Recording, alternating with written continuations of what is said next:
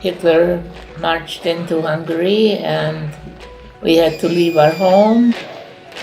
I was about 12 years old when we had to go into hiding.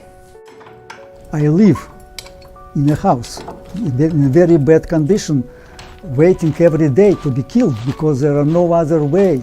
You cannot escape. First they took my father away, then they took my mother away.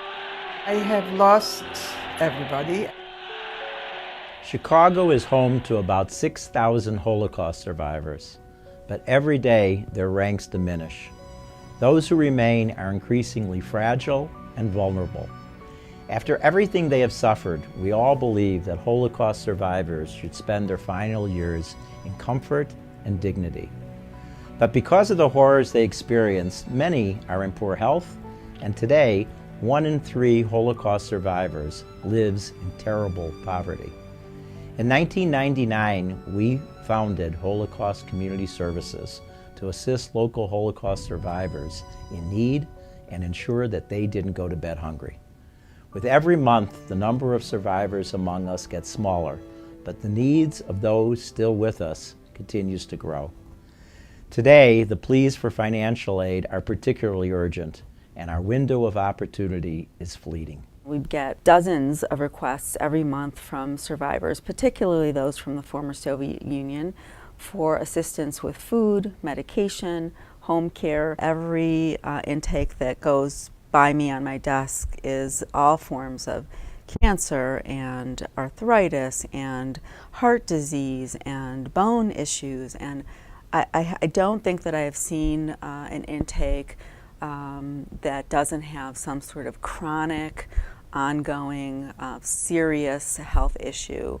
Some people have medications that are so expensive that they have to decide whether they're going to eat or buy the medicine.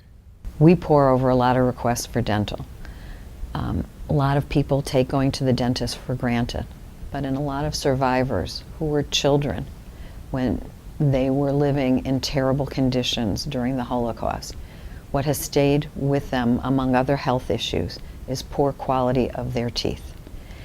We recognize that without the ability to eat at this stage in their life, again, is another form of starvation. So we spend a good part of our allocations to ensure that they have good quality dental health so that they can maintain good quality of life now. One of the things that's unique to this population is that, along with all of the issues that come along with aging, is that there's a traumatic history that our survivors have. The memories from the past come back with a vengeance.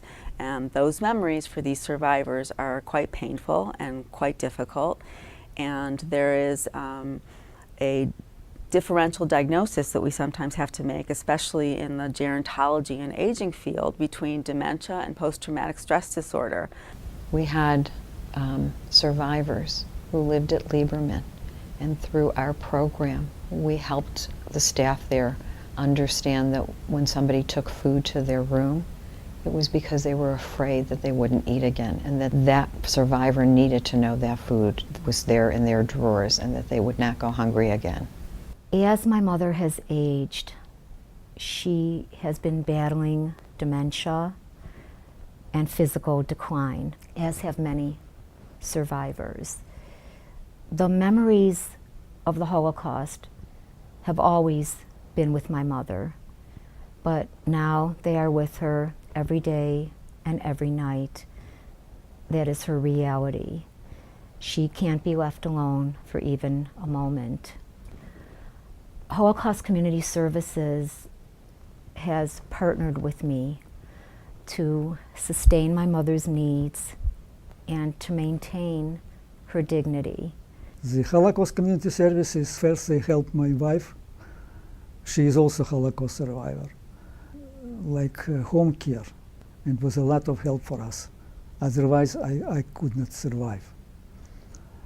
And this person that's help, it's everything is clean, it cook and whatever, everything.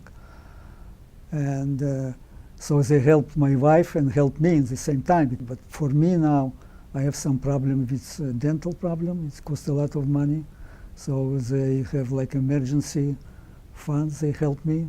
They provided also some assistance for food. We also provide socialization opportunities and support groups. Before each meeting, we always said we're not going to talk about the past. And guess what? That was the subject of the conversation most of the time. The people that I participated in this group is very important to me. It's like a little bit release for me that I can tell my story, because before I could not tell my story. And the same for other people. Their friendships are invaluable to me. I can talk about things that I know they understand, when somebody who hadn't lived through that era might not truly understand. I've always taken care of my mother alone. I've never had any extended family. But Holocaust Community Services has become part of my extended family. I wish we could help every older person, but there's something about a survivor whose life has been so touched by trauma and difficulty. And if their needs are there now, can we answer that with, yes, we can help you? Our hearts and our support are with those survivors who don't have the financial wherewithal or family to care for them. We are their family, and we must do more than commemorate their individual stories. We have a finite opportunity to make a critical difference in their lives while there is still time.